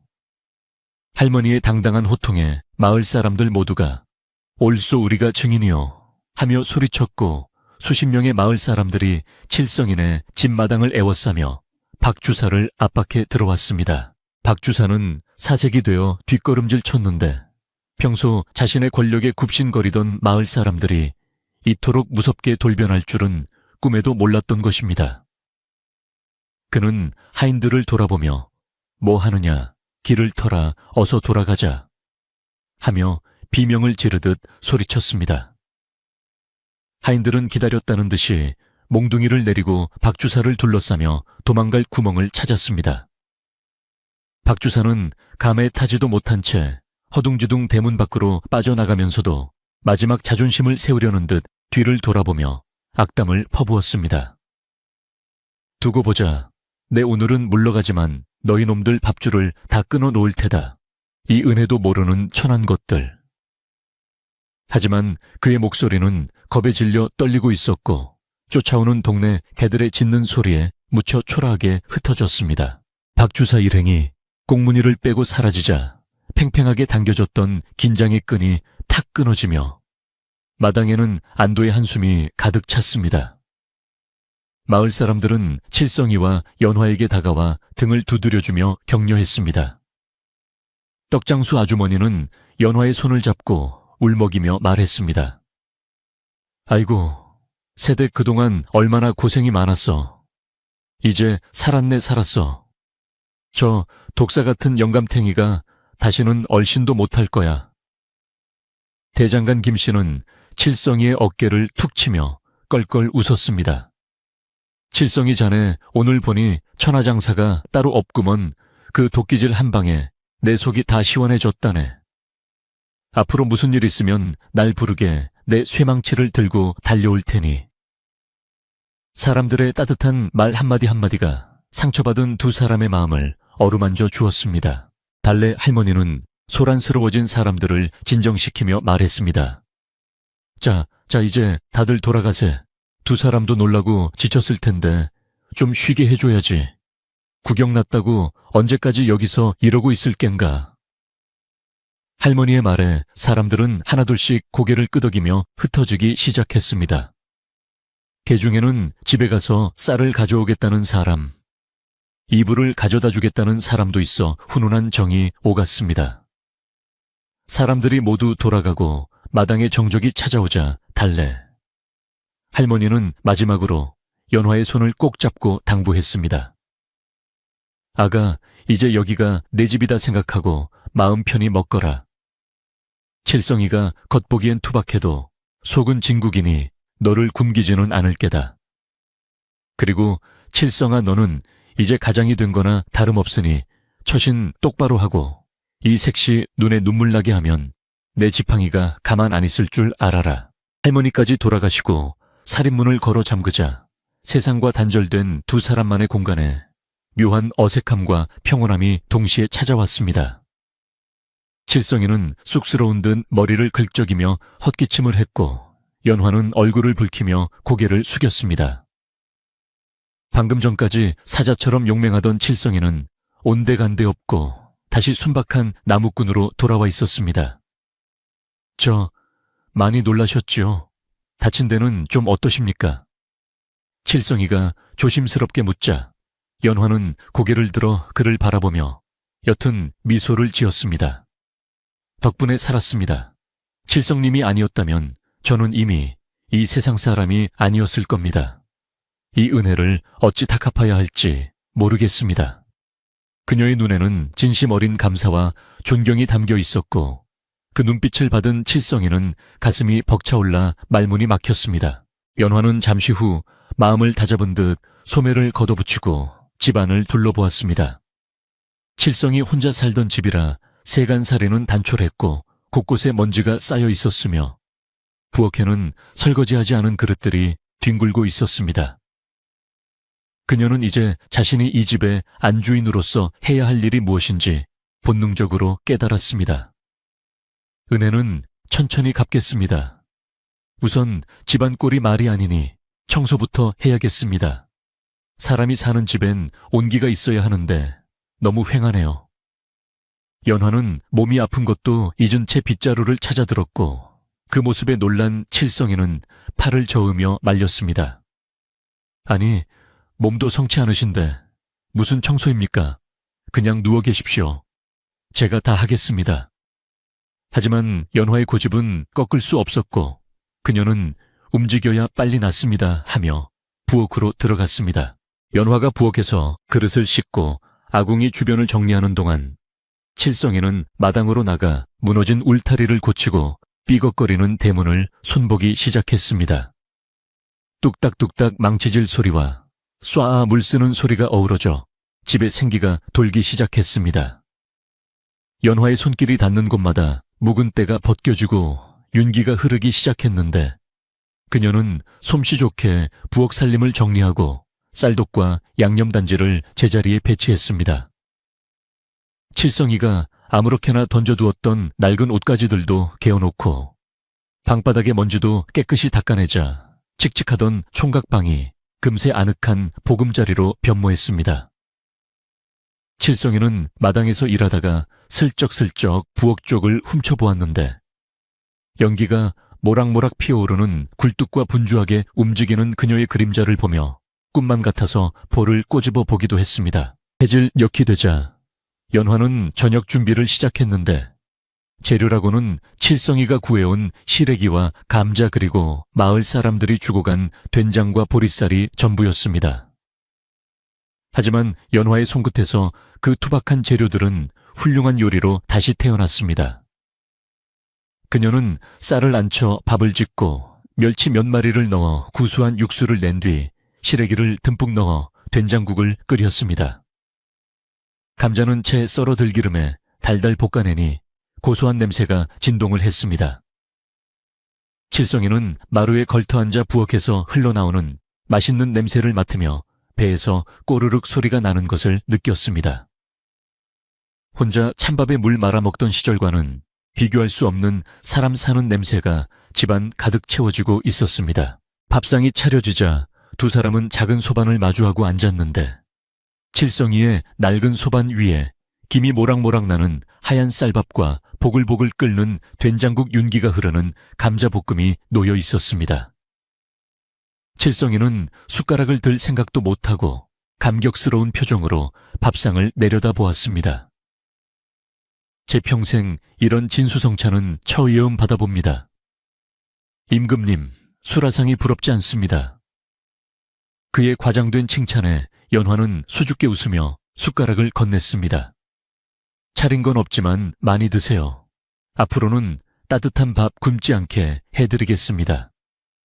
그 말은 마치 평생을 함께하겠다는 약속처럼 들려 칠성이의 가슴을 울렸습니다. 두 사람은 서로의 밥 위에 반찬을 올려주며 늦은 저녁을 먹기 시작했습니다.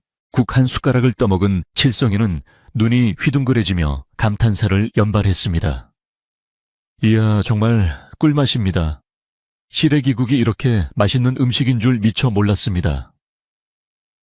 칠성이가 허겁지겁 밥을 먹는 모습을 보며 연화도 덩달아 입맛이 돌아 밥 한 공기를 뚝딱 비웠습니다. 밥을 먹는 동안 두 사람은 도란도란 이야기를 나누었는데 칠성이는 산에서 멧돼지를 만났던 무용담을 늘어놓았고 연화는 어릴 적 고향에서 나무를 캐던 이야기를 해주었습니다. 웃음소리가 끊이지 않는 저녁 식사 시간 밖에는 다시 눈발이 날리기 시작했지만 방 안은 훈훈한 온기와 두 사람의 사랑으로 데워져 추위를 느낄 수 없었습니다. 그것은 단순한 한 끼 식사가 아니라 두 사람이 가족이 되어가는 신성한 의식과도 같았습니다. 저녁을 먹고 난 후 연화는 숭늉을 끓여내왔고 칠성이는 아궁이에 장작을 넉넉히 넣어 방을 뜨끈하게 데웠습니다. 창호지 문 밖으로 어둠이 짙게 깔렸지만 더 이상 그 어둠이 무섭거나 외롭지 않았습니다. 칠성이는 방문을 꼼꼼히 단속하고 자리에 누웠는데 방 한쪽에는 연화가 다른 한쪽에는 칠성이가 누워 있었지만 마음만은 그 어느 때보다 가까이 닿아 있었습니다. 오늘 정말 고생 많으셨습니다. 부디 좋은 꿈 꾸십시오. 칠성이의 인사에 연화도 나직이 대답했습니다. 칠성님도요. 감사합니다. 모든 것이. 장작 타는 소리가 자장가처럼 들려오고 폭풍 같았던 하루가 저물어가며 두 사람은 깊고 평온한 잠 속으로 빠져들었습니다. 박주사의 위협도 세상의 시선도 이 작고 따뜻한 방 안까지는 침범할 수 없었습니다. 다음날 아침 칠성이는 평소보다 일찍 눈을 떴는데 부엌에서 들려오는 다그락거리는 소리에 잠이 깬 것이었습니다. 그는 벌떡 일어나 앉아 꿈이 아니었음을 확인하고 안도의 미소를 지었습니다. 문을 열고 나가니 마당에는 밤새 내린 눈이 소복이 쌓여 있었지만 부엌 앞길과 대문까지는 이미 연화가 깔끔하게 눈을 치워 길을 다 내놓은 상태였습니다.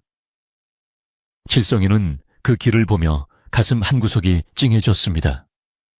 누군가 나를 위해 길을 닦아놓았다는 것, 내가 걸을 길을 염려해 주었다는 것이 얼마나 큰 행복인지 깨달았기 때문입니다. 그는 빗자루를 들고 마당으로 나가 남은 눈을 치우며 콧노래를 흥얼거렸습니다. 그의 콧노래 소리는 상쾌한 아침 공기를 가르며 울려 퍼졌고 지나가던 참새들도 즐거운 듯 지저귀며 장단을 맞추었습니다. 마을 사람들도 아침 일찍부터 칠성이네 집을 기웃거렸는데 어제 일이 어떻게 되었는지 두 사람이 잘 지내는지 궁금했기 때문입니다. 담장 너머로 칠성이가 마당을 쓸고 있고 연화가 빨래를 널고 있는 평화로운 모습을 본 사람들은 흐뭇한 미소를 지으며 고개를 끄덕였습니다. 이제 됐네 됐어. 둘이 아주 잘 어울리는 한 쌍이야. 박주사가 다시는 해코지 못하게 우리가 지켜줘야지. 마을 사람들은 이제 방관자가 아니라 두 사람의 든든한 울타리가 되어주기로 마음먹었습니다. 칠성이와 연화의 집은 마을에서 가장 끄트머리에 있는 외딴 집이 아니라 사람들의 발길과 관심이 머무는 따뜻한 사랑방으로 변해가고 있었습니다. 그렇게 시련의 겨울이 지나고 두 사람의 인생에도 따뜻한 봄날이 찾아오고 있었습니다. 겨울이 아무리 길고 혹독하다 한들 오는 봄을 막을 수는 없는 법이라. 칠성이네 집 마당에도 어느덧 따스한 봄바람이 불어오기 시작했습니다. 겨우내 처마 밑에 매달려 있던 고드름이 녹아 톡톡 소리를 내며 떨어지고 꽁꽁 얼어붙었던 가을물도 풀려 졸졸졸 노래를 부르며 흐르기 시작하니 온 산천초목이 기지개를 켜며 깨어나고 있었습니다. 산비탈 양지 바른 곳에는 노란 복수초가 수줍게 고개를 내밀었고 칠성이가 매일 오르내리는 산길 옆에는 진달래가 흐드러지게 피어 분홍빛 물결을 이루었습니다.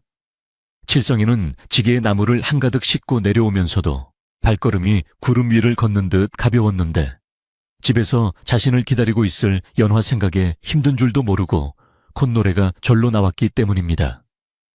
그의 지게 위에는 땔감뿐만 아니라 연화에게 줄 예쁜 상곶 한 묶음이 살포시 얹혀 있었습니다. 연화의 건강도 봄날의 새싹처럼 하루가 다르게 좋아져서 이제는 창백했던 얼굴에 복숭아꽃 같은 홍조가 돌고 눈빛도 밤하늘의 별처럼 초롱초롱해졌습니다. 그녀는 더 이상 누군가의 눈치를 보며 주눅든 과부가 아니라 한 집안을 알뜰살뜰 꾸려나가는 당당한 안주인이 되어가고 있었습니다. 그녀는 아침 일찍 일어나 마당을 쓸고 칠성이가 산에서 캐온 나무를 다듬어 찬거리를 마련했으며 틈틈이 낡은 옷을 기워 칠성이에게 새 옷이나 다름없는 옷을 입혀주었습니다. 그녀의 야무진 손끝에서 칠성이의 헌옷들은 튼튼하고 깔끔한 옷으로 다시 태어났고 칠성이는 마을 사람들 앞에서 우리 색시 솜씨가 보통이 아닙니다 하며 은근히 자랑을 늘어놓곤 했습니다. 마을 사람들은 칠성이의 달라진 때깔을 보며 장가 잘 들었네, 복덩이가 굴러 들어왔어 하며 부러워했습니다. 한편 악독했던 박주사는 그날 이후 마을 사람들의 손가락질과 따가운 눈총을 견디지 못하고 시름시름 앓기 시작했습니다. 사람들은 그가 며느리를 죽이려 했다는 사실을 관에 알리겠다고 으름장을 놓았고 평소 그에게 뇌물을 받던 관리들조차 민심이 흉흉해지자 발길을 끊어버렸기 때문입니다. 박주사는 화병이 나서 자리에 눕게 되었고 집안의 재산도 하인들이 하나둘 도망치면서 야금야금 줄어들어 가세가 급격히 기울기 시작했습니다. 마을 사람들은 이를 두고 인과응보라며 혀를 찾고 남의 눈에 눈물 내면 제 눈에는 피눈물 나는 법이라며 하늘의 이치가 무섭다는 것을 다시금 깨닫게 되었습니다. 박주사의 몰락은 마을에 더 이상 거칠 것이 없어진 칠성이와 연화에게 평화로운 날들이 계속될 것임을 알리는 신호와도 같았습니다. 어느 날 저녁 칠성이는 밥상을 물리고 마루에 앉아 집신을 삼고 있었는데 달래 할머니가 마시를 왔다가 넌지시 말을 꺼냈습니다. 칠성아, 너희둘 이제 그만 합치는 게 어떻겠느냐. 한 집에 살면서 언제까지 남남처럼 지낼 게야. 마을 사람들 보기에도 그렇고 서로 의지하고 살려면 혼례를 올리는 게 순리지. 할머니의 말에 칠성이는 얼굴이 벌개져서 집신을 쥔 손을 꼼지락거렸고 부엌에서 설거지하던 연화의 손길도 잠시 멈췄습니다. 사실 두 사람은 서로에 대한 마음이 깊어질 대로 깊어졌지만 칠성이는 자신이 가진 것이 너무 없어서, 연화는 자신의 처지가 칠성이에게 짐이 될까봐 차마 먼저 말을 꺼내지 못하고 있었던 것입니다. 하지만 할머니가 물꼬를 터주자 두 사람의 마음속에 담아두었던 둑이 터지듯 감정이 흘러넘치기 시작했습니다. 그날 밤 칠성이는 용기를 내었냐 연화에게 다가가 조심스럽게 말을 건넸습니다.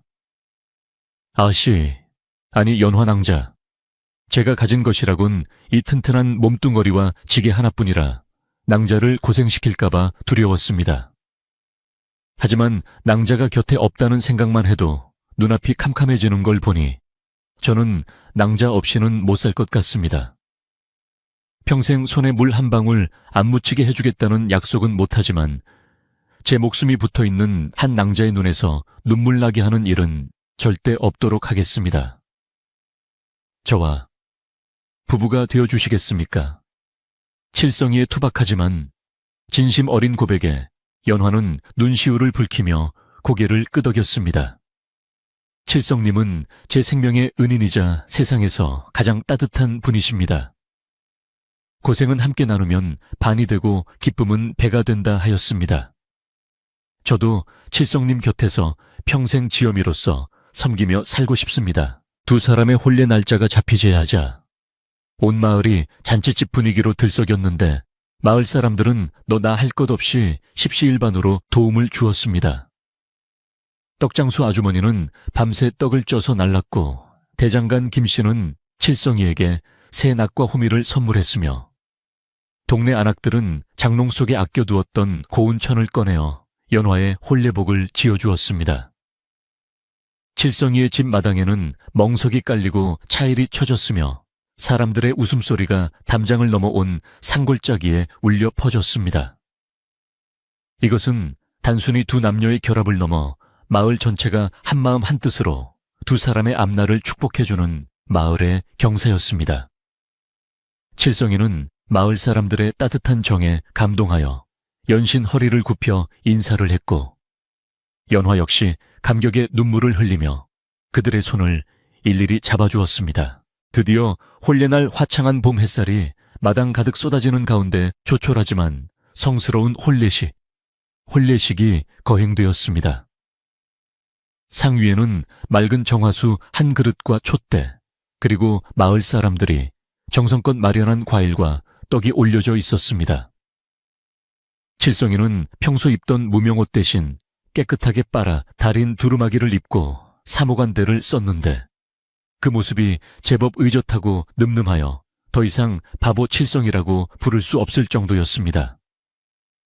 연화는 연지곤지를 찍고 족두리를 쓴 채 수줍게 고개를 숙이고 있었는데 그 모습이 마치 하늘에서 내려온 선녀처럼 곱고 아름다워 보는 이들의 탄성을 자아냈습니다. 달래 할머니가 주례를 맡아 검은 머리가 팥불이 될 때까지 서로 아끼고 사랑하며 살라 는 덕담을 건네자 두 사람은 맞절을 하며 백년 가약을 맺었습니다. 혼례가 끝나고 마을 잔치가 벌어졌는데 비록 고기 반찬이 산더미처럼 쌓인 호화로운 잔치는 아니었지만 그 어떤 잔치보다 흥겹고 맛깔스러웠습니다. 사람들은 국수를 나눠 먹으며 덩실덩실 춤을 추었고 칠성이는 동네 어르신들에게 술을 따르며 싱글벙글 웃음이 떠나질 않았습니다.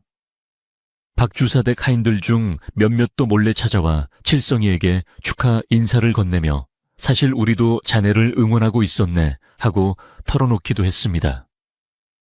그날 밤 둥근 보름달이 칠성이네 초갓집을 환하게 비추는 가운데 칠성과 연화는 신방에 마주 앉아 서로의 손을 꼭 잡았습니다. 고맙습니다. 제게 와주셔서. 저야말로 고맙습니다. 저를 살려주셔서.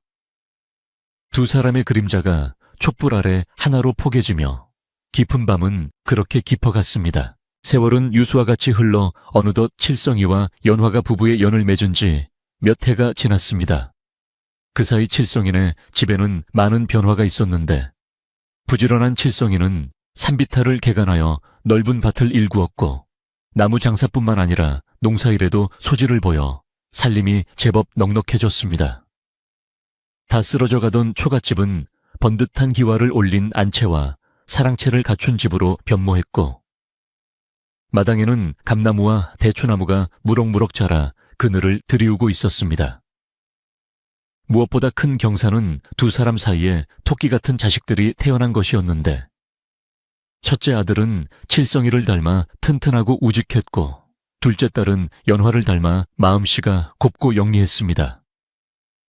아이들의 웃음소리가 끊이지 않는 집안에는 언제나 행복의 기운이 감돌았습니다.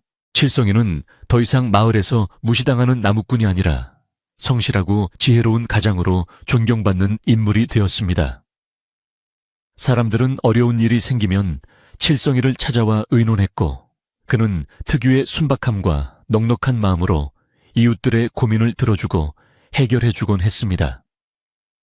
연화 역시 마을 안악들의 존경을 받으며 덕망 있는 안방마님으로 자리 잡았고 가끔 박주사 댁 소식을 들을 때면 그저 안타까운 일이다 하며 동정을 표할 만큼 마음의 여유를 가지게 되었습니다. 박 주사는 결국 병석에서 일어나지 못하고 세상을 떠났고 그 집안은 몰락하여 뿔뿔이 흩어졌다는 소문만이 바람결에 들려올 뿐이었습니다. 착한 사람은 복을 받고 악한 사람은 벌을 받는다는 권선징악의 교훈을 두 사람의 삶이 증명해 보인 셈이었습니다. 어느 눈 내리는 겨울밤 칠성이와 연화는 따뜻한 아랫목에 앉아 옛날 이야기를 나누고 있었습니다. 밖에는 칠성이가 연화를 구했던 그날처럼 한방눈이 펑펑 쏟아지고 있었지만 창호지 문 안은 훈훈한 온기로 가득했습니다. 칠성이는 아이들을 무릎에 앉히고 옛날에 아주 힘센 나무꾼이 있었단다 하며 자신의 이야기를 들려주었고 연화는 옆에서 바느질을 하며 빙글에 미소를 지었습니다.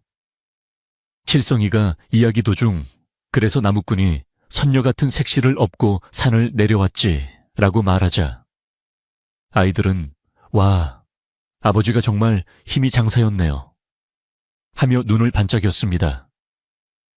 칠성이는 연화를 바라보며 그윽한 눈빛을 보냈고 연화는 수줍게 고개를 숙이며 행복에 젖었습니다. 칠성이는 잠든 아이들을 눕히고 연화의 손을 잡으며 말했습니다. 부인, 이 모든 게 꿈만 같습니다. 저 같은 놈이 이런 호강을 누려도 되는지 모르겠습니다. 그러자 연화가 칠성이의 손등을 어루만지며 대답했습니다. 서방님, 이것은 꿈이 아니라 서방님의 착한 마음이 불러온 복입니다. 하늘은 스스로 돕는 자를 돕는다지 않습니까? 우리가 서로 아끼고 베풀며 살았기에 이런 날이 온 것입니다. 칠성이는 그 말에 고개를 끄덕이며 연화의 어깨를 감싸 안았습니다. 창밖의 눈보라 소리는 이제 더 이상 두려움의 대상이 아니라 그들의 아늑한 보금자리를 더욱 포근하게 만들어주는 자장가처럼 들렸습니다. 그들은 지나온 고난의 시간들을 추억하며 앞으로 함께할 더 많은 날들을 기약했습니다. 마을 사람들은 긴 겨울밤 화롯게 둘러앉아 칠성이와 연화의 이야기를 꽃 피우곤 했습니다. 바보 나무꾼이 복을 받았어. 암 그렇고 말고. 그들의 이야기는 입에서 입으로 전해지며 전설이 되었고 마을의 아이들은 그 이야기를 들으며 착하게 살면 반드시 복이 온다는 믿음을 가지고 자라났습니다. 상월 마을의 겨울은 여전히 춥고 길었지만 사람들의 마음속에는 칠성인의 집 아랫목처럼 따뜻한 희망의 불씨가 꺼지지 않고 타오르고 있었습니다. 바람이 불면 대나무 숲이 서걱거리고 눈이 내리면 온 세상이 하얗게 변하는 그곳에서 칠성이와 연화 그리고 그들의 아이들은 오래오래 행복하게 살았답니다. 자, 이제 밤이 깊었습니다. 창밖에는 소리 없이 눈이 내리고 방 안에는 고소한 군고구마 냄새가 은은하게 퍼지고 있네요. 칠성이와 연화가 서로의 온기를 나누며 깊은 잠에 들었듯이 여러분도 이제 그만 무거운 짐일랑 다 내려놓고 편안한 꿈나라로 떠날 시간입니다. 착한 마음을 가진 사람에게는 언제나 따뜻한 봄날이 기다리고 있다는 것을 잊지 마세요. 내일 아침 눈을 뜨면 여러분의 창가에도 눈부신 햇살과 함께 기분 좋은 소식이 찾아올지도 모릅니다.